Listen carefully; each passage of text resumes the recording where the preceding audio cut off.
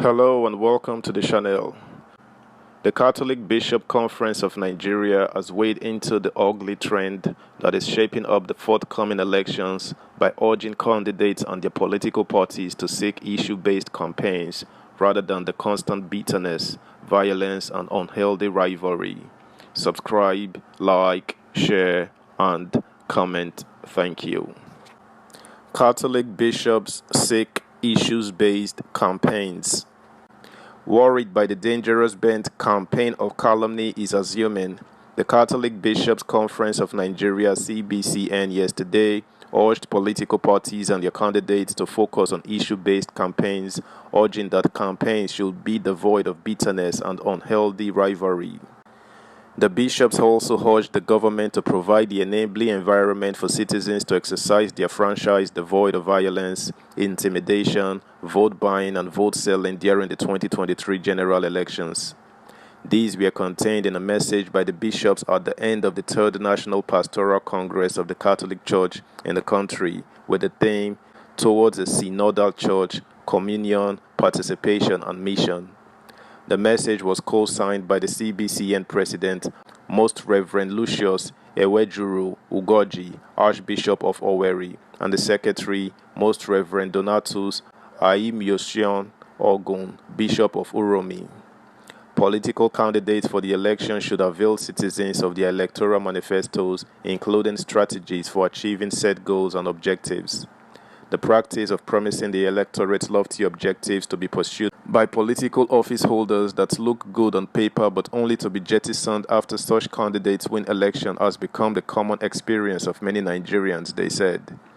The message recalled that at their last meeting in Olu, Imo State in September 2022, they promised that at the end of the Third Pastoral Congress, a prayer will be composed for free, fair, credible, and peaceful elections in our country in 2023. The bishops have composed the said prayers which should be said in all dioceses, parishes, and families from now to the time of elections, they said. The Catholic bishops lamented that despite several efforts by the government, the economy had not been in good shape. Consequently, they argued that redesigning the naira alone cannot provide the needed reprieve in the economy and confront the problems of corruption and resume financing. The clerics advised the federal government to exploit every opportunity, build strong institutional frameworks and laws such as an effective policing system, tracking and timely prosecution of corrupt persons, amongst others. Citizens are not seeing much improvement in their daily lives, but a decline in their purchasing power. The cost of staple food like rice, yam, and gari have skyrocketed. Power supply is still epileptic. Fuel is sold at far above the official pump rates in many parts of the country. This should not be happening in a country that is the sixth largest producer of crude oil in the world. Government should devise a strategy that makes fuel and other petroleum products available, accessible, and affordable. The new government policy of Naira design, aimed at curbing inflation and fighting corruption and terrorism, is a lofty idea. In any case, Naira redesign alone cannot provide the needed reprieve in the economy and confront the Hydra-headed problems of corruption and terrorism. A redesigned Naira must necessarily be accompanied by strong institutional frameworks and laws such as an effective policing system, tracking and timely prosecution of corrupt persons, and strengthening the security agencies to proper police Nigeria's borders to prevent the influx of armed bandits from other countries.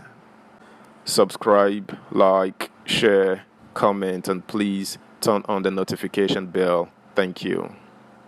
Also cautioning against hate speech, the Arewa Consultative Forum ACF, in a statement titled "Hate Speech and Violence Will Be Our Death" by its Secretary General Murtala Aliyu said, although Nigeria is already facing severe life-threatening challenges arising from lack of security and the growing economic crisis, it would seem that there are many desperate political leaders and other self-appointed community champions that will not hesitate to add more fuel to the fire. As shamefully, most are driven by blind ambition or plain hatred. No one can fail to notice the alarming rise of tension and lawlessness as the election campaigns and contests gather pace. There are reports that some politicians are engaging thugs and violent persons to attack their opponents, spreading fear everywhere. Of much greater concern, however, is the result to hate speech, insults, and threats of violence being issued by the political leaders, including state governors. They seem to be pathetically unaware that the distance between hate speeches and violence, even genocide, is a very short one. Hate speech, for whatever reason, covers many forms of expression, but all incite, promote, or justify hatred, violence, and discrimination against an individual or group of people.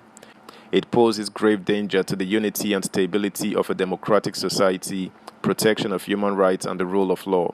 Unchecked, it can lead to acts of violence and conflict on a grand scale. Also commenting on Governor Samuel Ortom's apology over Anti-Fulani's comments, they said, "We have to say that we were relieved to hear of Governor Samuel Ortom's apology following his outburst in this regard." The governor's hostile comments on Atiku Abubakar, the presidential candidate of the PDP, dominated discussion in the country for much of last week.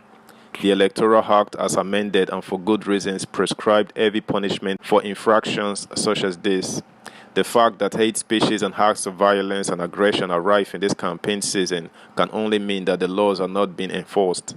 This hasn't come as a surprise considering the fact that the National Assembly has so far chosen not to enact the law that will see to the birth of the Electoral Offences Tribunal. In the meantime, INEC has a responsibility to act and enforce the Electoral Act as amended. It should impose the harshest punishment possible on politicians who think achieving their personal ambitions is more important than national peace and harmony. Such persons are unfit for any form of leadership at any level. The Arewa Consultative Forum therefore called on leaders at whatever level to exercise restraint in their utterances to enable Nigerians to have a peaceful election and transition to the next government in 2023.